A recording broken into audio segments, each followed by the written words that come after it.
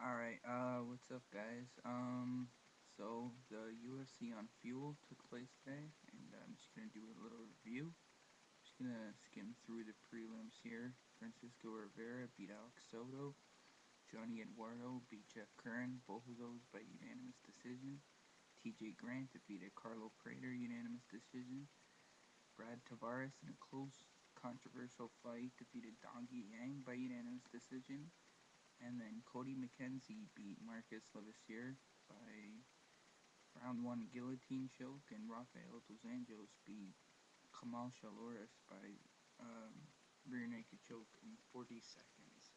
Um, I went 7-5 when I did my predictions last week. A couple of upsets, so let's get to the main card. In a middleweight fight to start off the night, Tom Lawler knocked out Jason McDonald in 50 seconds. Nothing much to talk about here. Tom Lawler's like less than a gatekeeper, and Jason McDonald might be his last fight in UFC. I know he said he wanted to retire in Calgary in July, but we'll see what happens.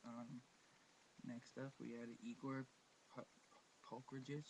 I don't know how they say his name on TV, Pograjic, but this is how Joe Rogan says it. So, Polkrajic over Fabio Maldonado. Close fight, great action. Fabio Maldonado scored some nice body shots, but I think they made the right call. Igor had him mounted in round one and landed some good ground and pound. He even went for a crucifix position, Roy Nelson likes to do. And it was a close fight, but all Fabio Maldonado really did was land body shots, and I don't think judges look for that because he's lost a bunch of close decisions. So yeah. Next up, we had Yves Jabouin, the Canadian, against Jeff Hugland. I picked Jeff Hugland in this one, and this fight pissed me off so bad because Jeff Hugland knew. I mean, everyone knew that Yves Jabouin is a great technical striker, and this guy hardly attempted any takedowns. He stood in front of him and did nothing. Okay, he did nothing to win. He fought to not get finished, basically. He didn't fight to win. He did nothing. He didn't show any urgency at trying to knock him out. He didn't go for a submission. And his corner never did anything, never screamed, never told him to take him down. In between rounds, his corner told him, like, land more combinations, fix up your combinations, go on the outside. Why are they telling him to stand with him? Absolutely stupid. Brazilian Jiu-Jitsu black belt. It absolutely pisses me off when fighters don't fight to their ability or their strengths. You know what I mean? It's fucking bullshit. And then we had Donald Cerrone against Jeremy Stephens, pretty much exactly how I thought it would. Donald Cerrone outstriking him to unanimous decision.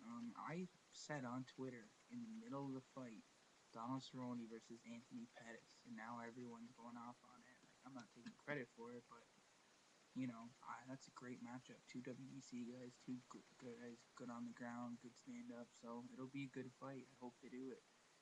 And next up, we had Amir Sadala against George Lopez, and this was controversy because it was a really boring fight, but Amir Sadala didn't do anything to win.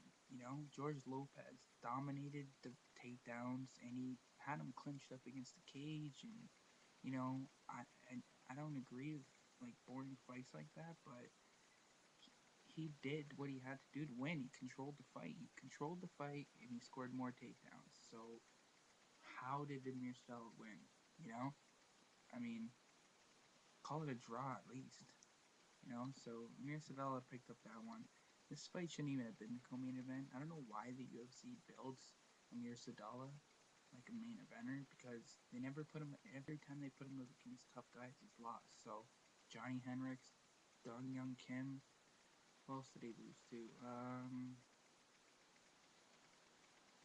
I don't know. But anyways, and then the main event. That was not a lot of people gave the Korean Zombie chance on Jung a chance in this. Everyone I know, everyone online picked Dustin Poirier.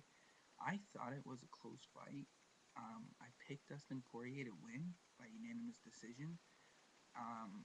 Just before the fight, I actually put $25 on chance on Jung just because the odds were so good. I just did it just just to see. And um, and he came through. He pretty much dominated the fight. I mean, the announcers were talking like Dustin Poirier was, had more superior cardio and was, won the third round. Chan Sung Jung dominated most of the fight. I mean, everywhere it went, he landed takedowns, sprawled every one of Poirier's takedowns. He landed better shots on the feet, landed some good knees, good flying knees.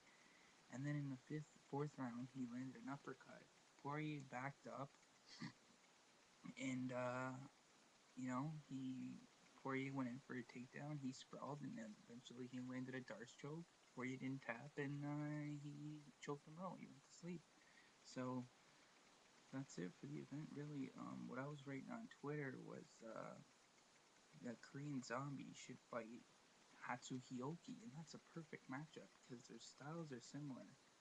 Although Korean Zombie stand-up's probably a lot better. Actually, they're not really that similar. They're both Asian, but I think it'd be a great fight overseas. Either the UFC debuts in Korea or another fight in Japan. That's perfect. You got Jose Aldo against Eric Cook, so have this be a title eliminator. Now that Dustin Poirier is gone out of the title picture for now, this is a perfect fight. So that I would love to see that, and I think it'd be a perfect fight. They didn't give Hatsu Hioki the title shot in Calgary, so they gave Eric Cook, so give him this fight. He's had 2 fights in the UFC, he's 2-0. Korean Zombies won his 3 fights in the UFC, Leonard Garcia, Mark Hominick, and now Dustin Poirier, and he's finished them all, So, I would love to see that fight, so. Anyways, that was it for UFC on Fuel TV3. Follow me on Twitter, DerekL89.